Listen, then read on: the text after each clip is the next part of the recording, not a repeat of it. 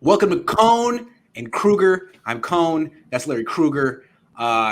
Warriors are done. Niners aren't starting for a couple of weeks. It's the downtime. But there is news in the sense that someone was talking about the night. Someone, what was it, at ESPN, floated a trade idea.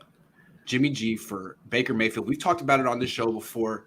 Larry, let's debate this, or at least discuss it, because I'm intrigued. What do you think? Well, it is interesting. Why did the 49ers even move off of Jimmy to begin with, or why did they go for another quarterback? Either they felt Jimmy was limited, or they also felt like if they lost Jimmy, they would lose games, right? So they wanted a second quarterback. They added a second quarterback. Now they're going to move on from Jimmy. Aren't they back to a one quarterback situation? Aren't they now in a similar spot that they were a couple of years ago?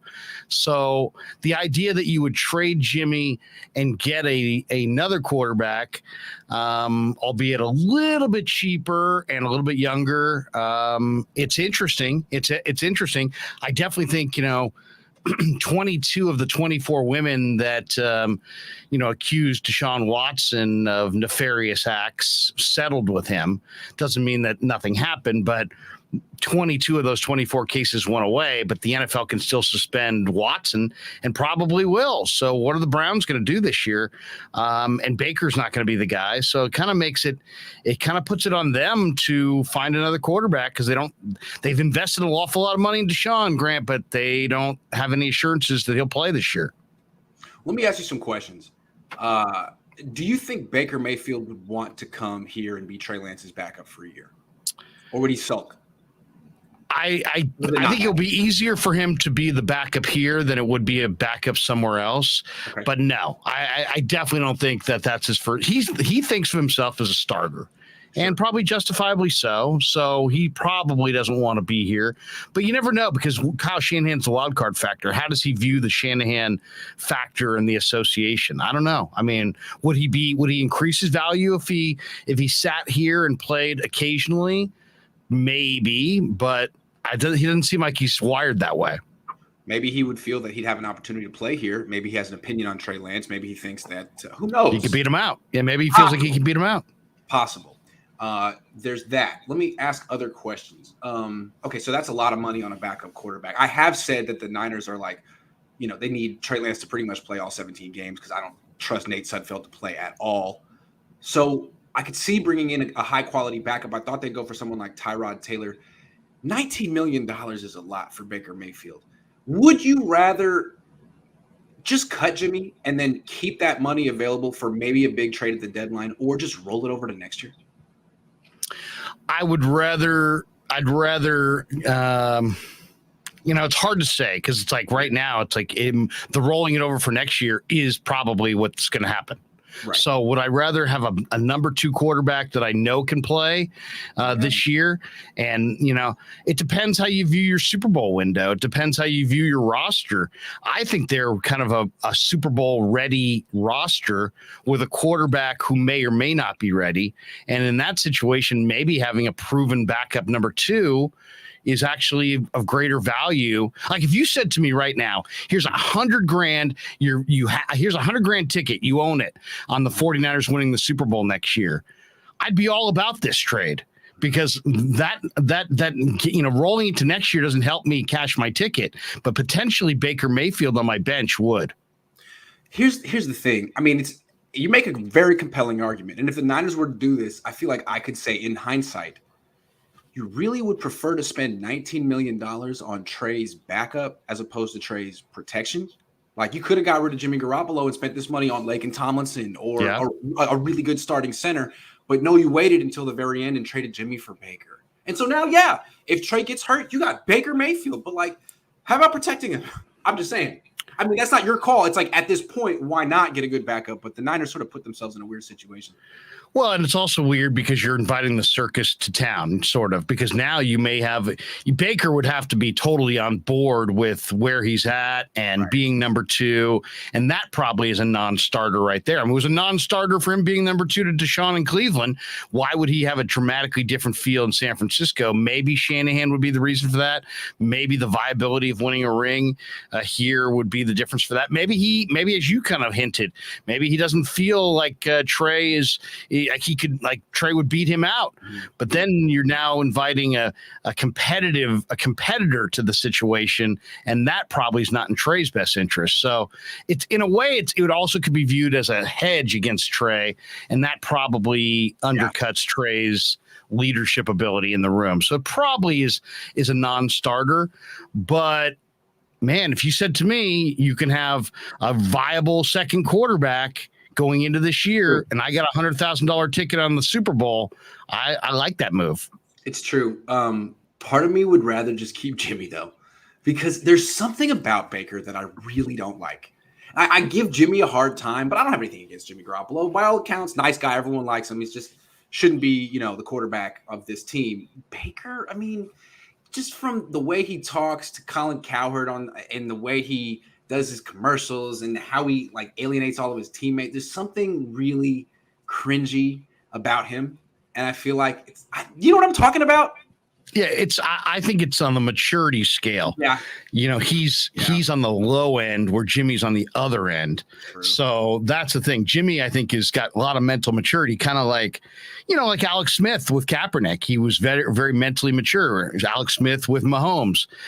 Baker doesn't seem like that. Baker seems like, hey, it's got to be about Baker, that he's still hooked up on being a star. Exactly. That's the other question, though.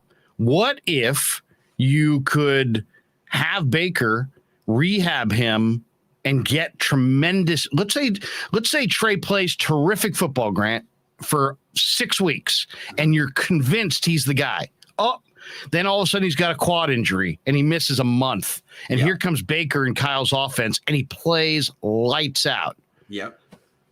Don't you have potentially you've rehabilitated his value to the point where maybe you could actually surf away from that at some point and turn him into assets in the future? I don't know. I mean, it's a 1-year deal, right? He's only got 1 year left. Yeah. So it'd be complicated, but yeah, it's interesting. To me, it helps you in the present win if you have to play him, but it hurts you in the present if he comes in and ruins your chemistry or in any way undercuts Trey Lance. I'll say this.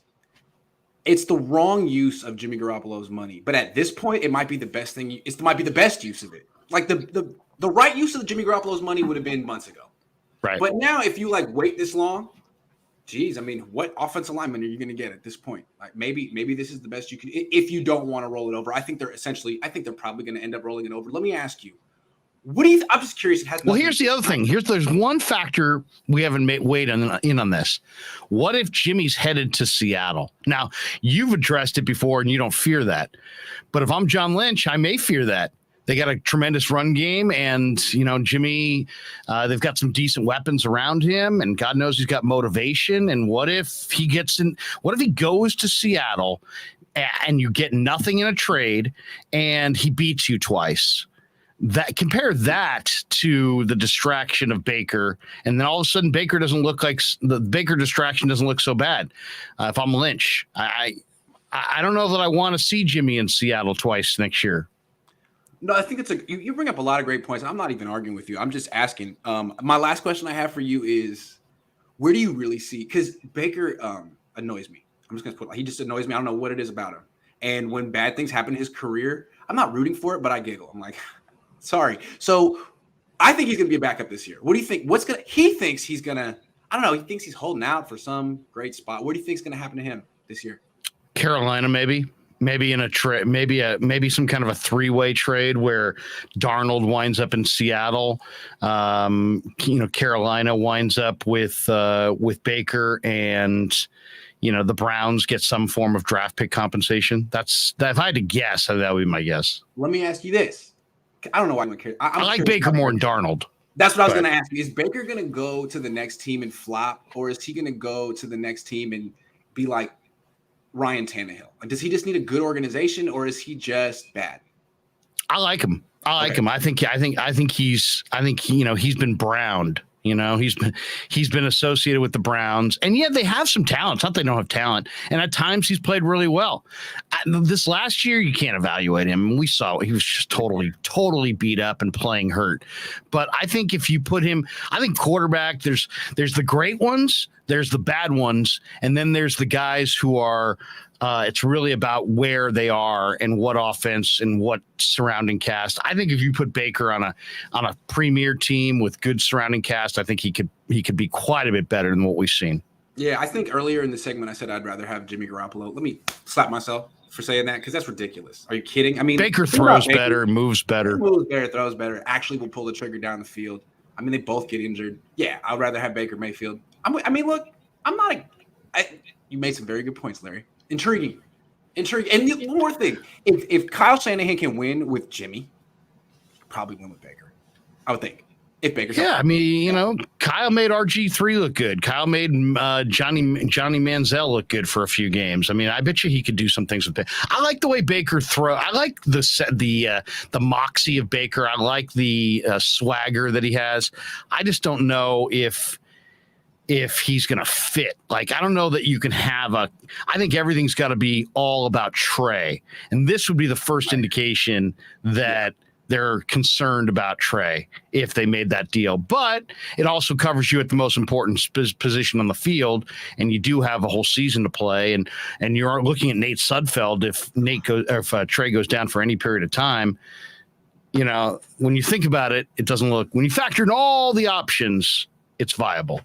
It's more compelling than I thought. I don't think they'll do it. And I think mostly for the reason you just said. Like, it just looks bad. What does it say about how you feel about Trey? Even though it's mixed messages. It's like, hey, we're all in on Trey, but here, just in case. Yeah. All right. Let's change subjects. Eric Armstead went on the Jim Rome show, I think yesterday.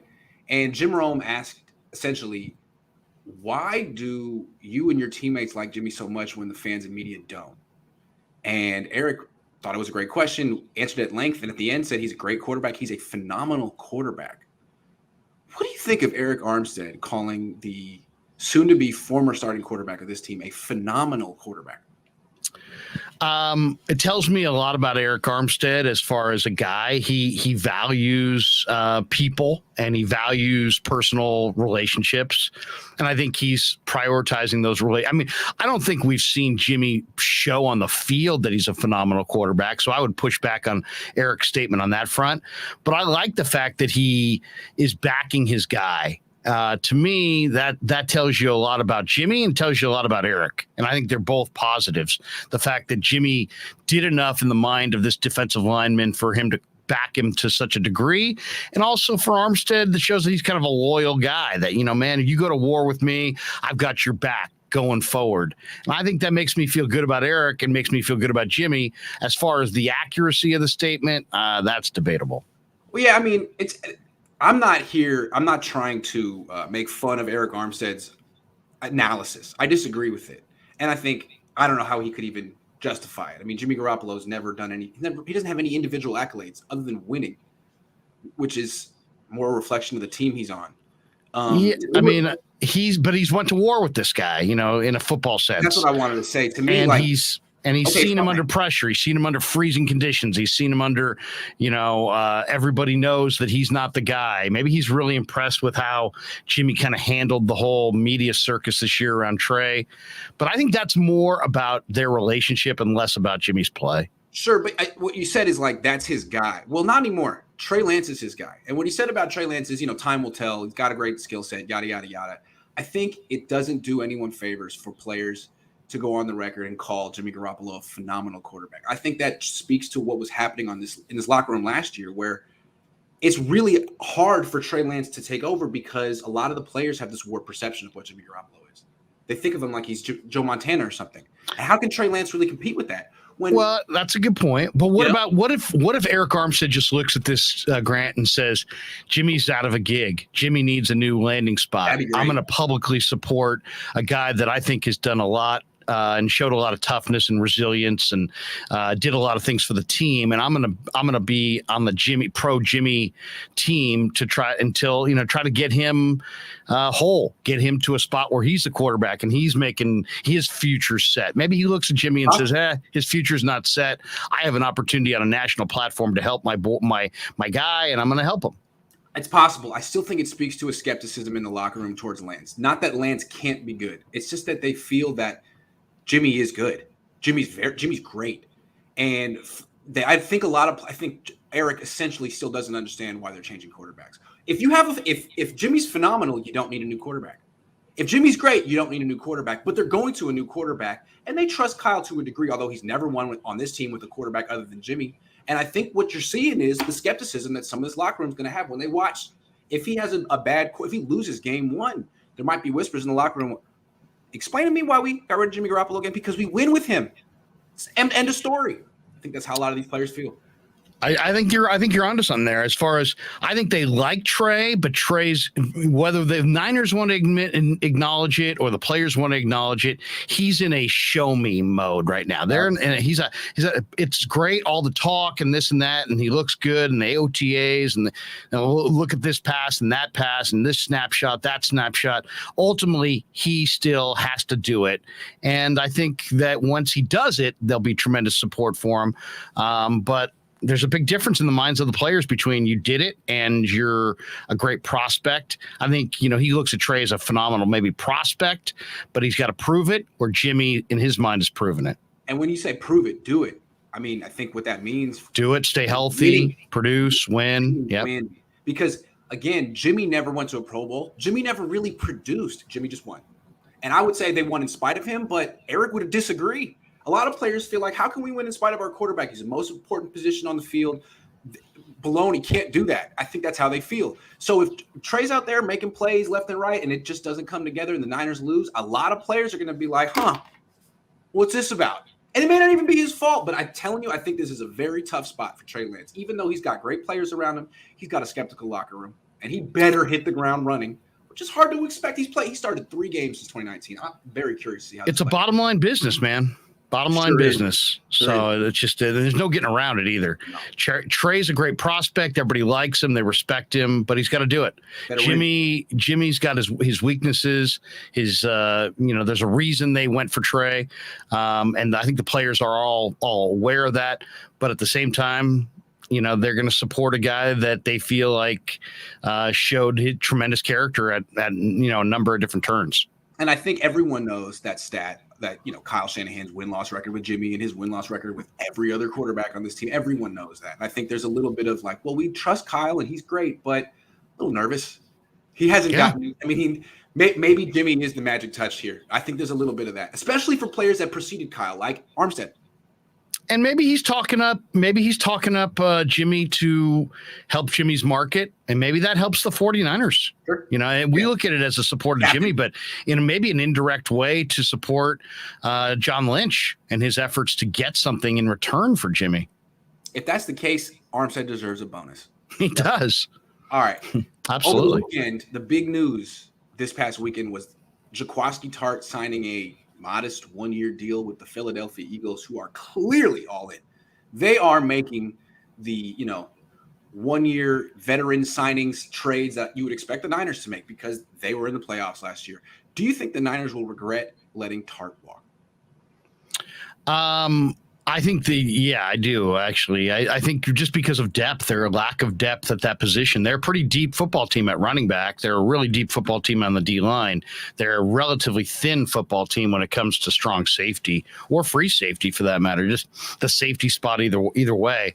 So I think the Niners may regret letting Tartt walk because Tartt knew their system. Tartt did a lot of good things on the football field. He's not a productive interceptor of the football, but he did a lot of positive things. And I think they would like to have that quality depth. And I think, that we'll see if Afanga and Jimmy Ward can stay healthy, but they lost a player they knew they could lean on and have leaned on. And I wanted to push back on the people who are like, hey, Tartt makes that interception, they go to the bowl. I mean, I disagree with that wholeheartedly. And it seems like it's now like kind of urban myth that if he had made that interception, that the game was over. The game was not over.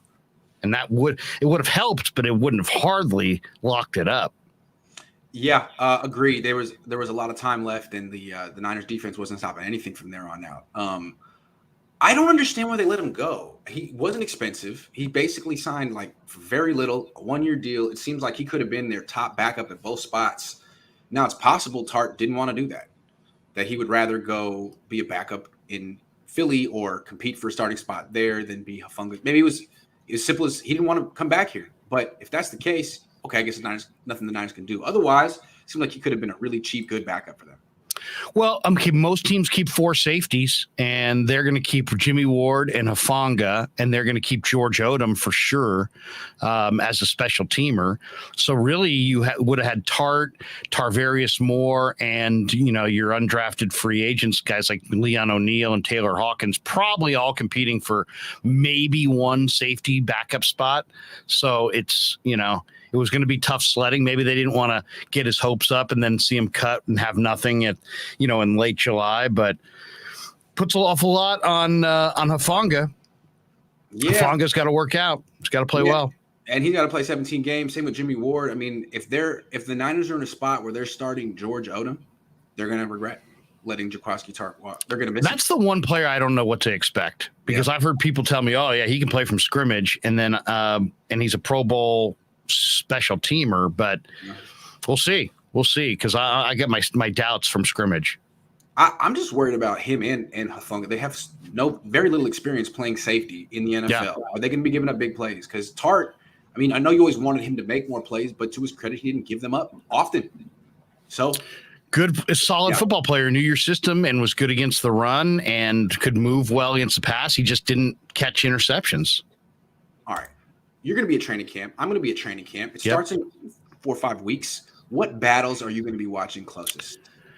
I think there's going to be a lot of good ones. I really do. I think the number 2 quarterback is going to be primary. I think Sudfeld and Purdy will battle this summer. I think Purdy will win that job.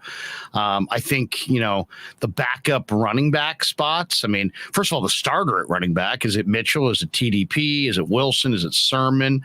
And then there's other guys. Jermichael Hasty looked good in the OTAs. Jordan Mason looked good in the OTAs. So I think the running back competition is going to be intense. I think the number 2 tight end job behind Kittle is going to be really good. And then they drafted an awful lot of young offensive linemen. And I think the O-line is, between injuries and new faces like Jake Brendel and Aaron Banks, Mike McGlinchey is his status with the quad. I think the offensive line is going to be a day-to-day thing to watch all summer. For sure. I think that last wide receiver spot is going to be really, really intriguing. I think most of the battles that I'm eager to see are on the offensive side of the football. How about you? Agree. It seems like the defense is pretty entrenched. There's no battle at strong safety. There is a battle at nickel. I'm very interested in that. But otherwise, I mean, I'm also interested to see nose tackle. I want to see Javon Kinlaw practice. I want to see him out there every day healthy. And I want to see him go. I want to see what he does compared to Kevin Gibbons, who I think has improved steadily since he's been on the team and has been there practicing healthy. And that matters. So I'd like to see that competition. But then on offense, every single spot other than left tackle on the offensive line is a competition. Left guard, center, right guard, and even right tackle. Because I'm skeptical. I never thought Michael Glitchy was that good in the first place. Sorry. And now he's coming back from a very serious injury. What's he going to be like? Is he better than Jalen Moore in year 2? I'd like to know. Maybe not. I'd like to see. Oh, I think in their minds, he definitely is the starter at right tackle. But I think the entire O-line outside of Trent Williams is very much a question mark. I think the entire secondary is a question mark. I mean, you brought in Charvarius Ward, you have Jimmy Ward and Hufanga, and you got Mosley and Ambry. You got a lot of bodies at corner, and you're pretty thin at safety. But to me, that's secondary and how it comes together as a unit, top to bottom. I think is the secondary and the O-line are the two kind of question mark units going into this year. And there's a lot of questions from within. Now, I think the secondary could be a real strength because I think Afonga's a hell of a player. Same with Jimmy Ward, same with Charvarius Ward. They're deeper on the corner than they've been in the past. So, there's a lot of it's in the O-line and the secondary are intriguing because there's going to be a lot of competition and there's a lot of different options. Yeah, and I think they have a big decision to make at corner. Like they're going to cycle all these nickelbacks through. It's possible they don't have a starting nickelback. It's possible their best three corners are Charvarius Ward, Emmanuel Mosley, and Ambry Thomas. If that's the case, what do? Are they going to start giving Mosley reps at nickel? Maybe they should. They didn't in OTAs and minicamp, but at a certain point, they're going to have to figure out who are our best three corners and how can we get them on the field together, or are they just going to sit Ambry Thomas all year until someone gets hurt on the outside? Because that seems kind of like a waste. He was improving last year. To me, the biggest intrigue is of the young guys, and they added a lot of young people, a lot of young players before and after the draft, both in the O-line and in the secondary. Which of the young players that were added are going to actually ball out and play and earn roster spots and compete? There's all kinds of options in the secondary. I think Womack is intriguing. I think Leon O'Neal's intriguing. Quantrez Knight from UCLA is exciting. There's 4 or 5 young DBs and there's 4 or 5 young O linemen. Spencer Burford. I heard, some speculation that Burford might start in front of Aaron Banks at left guard. Based on what I saw from Jason Poe, I think there's a chance that Jason Poe gives Jake Brendel a run for his money. Nick Zakel. So I think the two spots where it's like the most unknown is secondary and on the O-line, because they did add an awful lot of bodies there, and I think they're expecting kind of a lively competition.